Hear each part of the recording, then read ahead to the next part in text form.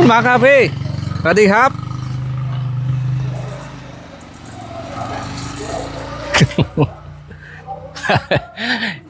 Ang sarap po ng ngiti ko mga kanayon. Laking bukid po ang inyong kanayon. Kaya hilig ko po talaga ang pagtatanim-tanim. Kaya nung nakita ko po itong bahay, pinasyalan ko kagad itong likod. At humingi nga po ako pahintulot sa mga kanayon natin dyan na bago lang. Kung pwede ko lagyan ng gulay-gulay itong gilid-gilid. Kung mapapansin nyo po, yung gilid lang ang may tanim. Hindi ko nilalagyan itong gitna kasi meron pong bukid dyan sa looban. Dito po nila dinadaan yung mga gamit nila, fertilizer. Baka masagasaan. At eto taon-taon nga po nilang binabalikan para maglinis. Ayan, kung makikita nyo po, may bako. Masukal na dyan, hindi ko mapasok. Eto naman po yung pasasalamat ko sa may-ari. Dahil pinahiram niya ako ng lote, mini-maintain ko po na malinis itong paligid. Ayaw ko naman pong lubos-lubusin. Samantalahin yung kanyang binigay sa akin pahintulot. Kaya kung may mga kanayon po tayo nagtatanong dyan, bakit di ko ito nilalagyan ng kubo. Ang hiningi ko lang pong paalam dito, gulay-gulay. Ayaw ko naman hong abusuhin.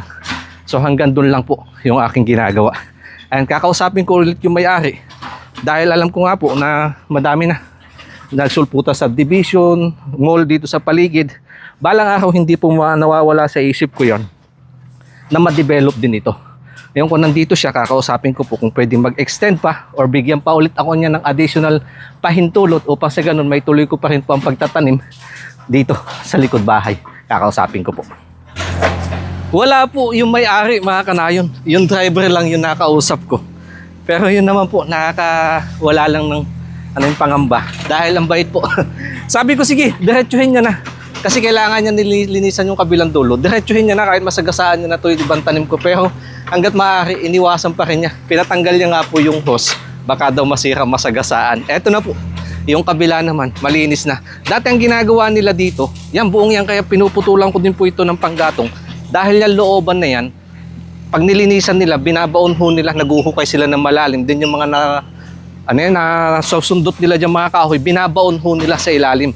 Dati may lawa to dito. Yan, dyan po nila tinambak noon na nakaraang taon. Yun po ang ginagawa nila yearly. Kaya hindi ko po ginagalaw itong gitna. Ngayon, pwede na ulit tayo mag-extend, magtanim-tanim dito ng mga ilang gulay-gulay. At ito, papasyalan ko na ho yung mga tanim ko saging noon. Hanggang dulo. Ang dami na pala mga puso at saka bunga. Pati po yung driver, napakabait. Makikita nyo naman, yung talong dito sa gitna, pinilit pa rin po niyang iwasan. Kaya bilang pasasalamat, binigyan ko na lang po siya ng pampainit. Kasama din po kasi na may-ari yan, nung nakakambalik nila dito. Kaya may idea na din po na meron nga akong pahintulot dito na mamalagi, magtanim, magtambay, at saka magluto-luto. So yung pangamba ko po, mga kanayon, na dahil nga hindi sa atin tong lupang ito, nawala na naman. Dahil nakausap ko po sila. So itong mga darating na araw, tuloy-tuloy po ang ating pagtatanim at saka mga pagkaing bukid na naman dito po sa likod ng bahay. Kapon mga kape, ready hap?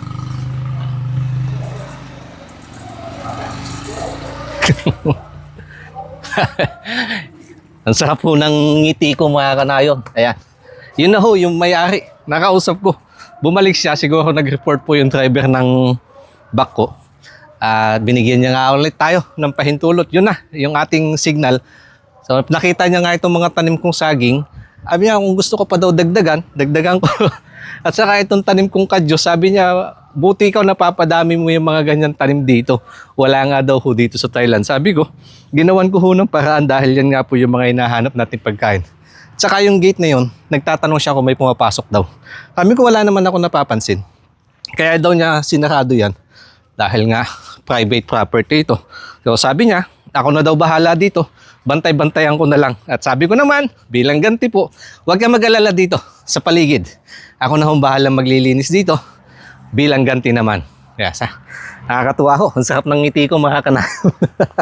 Mayroon na naman tayong mga ilang taon na pamamalagi dito. Yung anak na lang po yun mga kanayon. Yung tatay ang unang nagbigay sa akin dito ng pahintulot. Pero matagal ko na din hindi nakikita. Taon na din. Hindi ko alam kung anong nangyari sa kanya. Pero pareho sila mabait. Isip na lang kung ano na naman ang itatanim nating gulay doon sa bandaron.